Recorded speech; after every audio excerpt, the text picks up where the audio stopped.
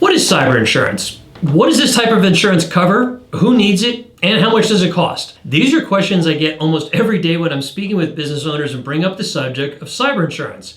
When I describe what this does and how it works, I invariably get the response, I never heard of that before. And so, that sort of shocks me. I mean, I get it. I'm in the insurance business, so I think everybody knows about or thinks about cyber insurance, but the simple truth is that it's not a very well-known coverage element or policy, when it really should be. And in this video, I'm going to pull the curtain back on what cyber insurance is and why I think every small business needs it. Hi, I'm Gordon Coyle. Welcome to my channel where we talk about the risk and insurance issues on the minds of business owners. As an expert business insurance broker, these videos are intended to help guide and educate decision makers to help make you a more informed insurance buyer. If I don't answer the question on your mind that brought you this video, reach out and let's connect. I'd love to hear from you.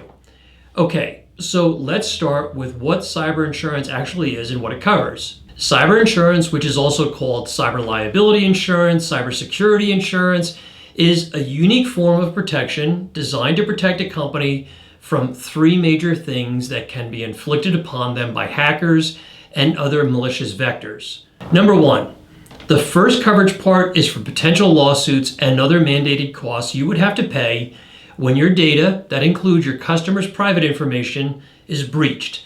This is known as third-party coverage. An example of a breach is when hackers gain access to a company's network, and believe it or not, that happens an estimated 2,300 times a day in the United States. And that hacker steals private information that they'll try and sell on the dark web, or they'll use themselves for some nefarious purpose. When a breach like this happens, several expensive issues get triggered. The first one is notification to all of the record holders or your customers and vendors that are in your network whose data may have been exposed.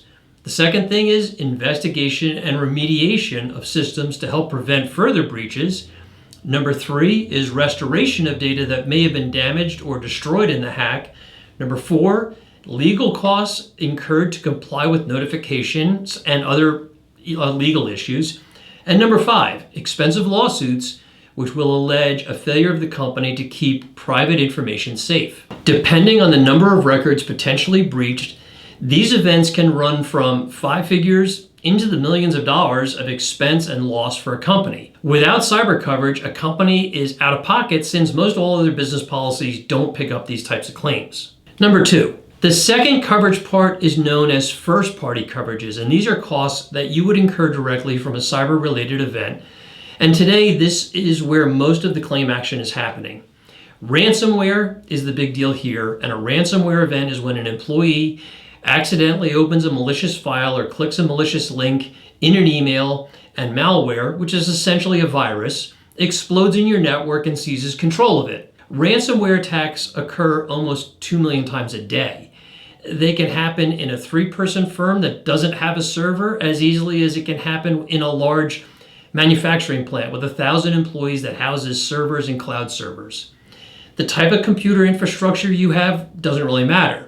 If your computers are connected in some way, shape, or form, this virus will infect all the computers, servers, and other devices attached to that system and hold them hostage until a ransom is paid. Ransoms can be tens of thousands of dollars to millions of dollars and usually scale with the size of the business and the number of users.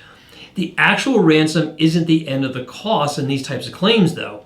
There's forensics, legal, IT, business interruption, reputational damages, downtime, and more all roll up into big numbers that most cyber policies are going to pay for. Again, without cyber insurance, you're paying these costs out of pocket. Number three, the final coverage part to a cyber policy is cyber crime coverage. Social engineering, fraudulent funds transfer, etc. are what is covered here, and this is also an area being hammered right now by hackers. You've heard stories about cybercrime or may even have a friend or associate who's experienced being tricked by an email, a text, or even a Teams message that purports to be the decision maker of the company asking the bookkeeper or the CFO to wire funds to an account that they think is legit, but is in fact fake, and the hacker gets away with hundreds of thousands of dollars from a company. This continues to happen at an alarming rate, even though most of us kind of know better. Hackers perpetuating this scheme are now deploying AI to make their work easier and faster so they can try and trick 10 times as many businesses than they did in the past. So I've identified 3 coverage parts of a policy and what they cover, but that's not really the most important part of this discussion, in my opinion. The most important thing a cyber policy does is provide you an emergency hotline when something bad happens. Think about it. Your e-com store suddenly was taken over by hackers in the middle of the night. What would you do? Who would you call? Or you're a mid-sized law firm and your network was suddenly taken hostage. What would you do?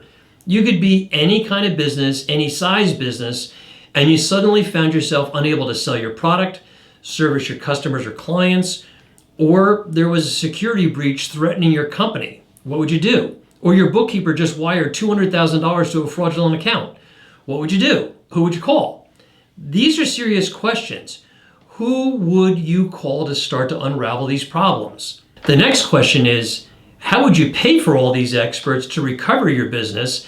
And if there's a 6-figure ransom demand, how would you come up with the cash to pay for it? How would you negotiate with the hacker? How would you recover from that? In a nutshell, this is what a cyber policy does. It provides you the knowledge resources and the money resources to recover from an event that happens millions of times a day in the United States to businesses of all sizes. These events are not rare, they're not far-flung, and they do not only happen to big corporations. These are situations that arise with much more frequency than you can imagine and happen mostly to small and medium-sized businesses, quite frankly, because they're easier to infiltrate than the Fortune 500 firms. So, is cyber insurance worth buying? To answer that, you probably need to know what it costs. For a lot of small businesses, we're talking about premiums in the $1,500 to $2,500 ballpark. For larger firms, I'll have an example for you. I just quoted a company that has about $75 million a year in sales, and a very robust cyber policy was under $15,000.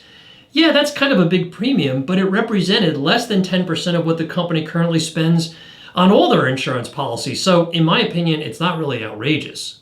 The point I'm getting to is that the downside to not having this type of coverage is potentially catastrophic, the sort of thing that could put the average business out of business pretty quickly.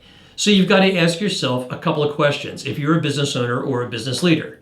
Number 1, are you absolutely sure you have cyber insurance? Don't assume anything here. Number 2, do you know the breadth and the scope of coverage that you have? Number 3, do you know the limitations or the exclusions in your coverage?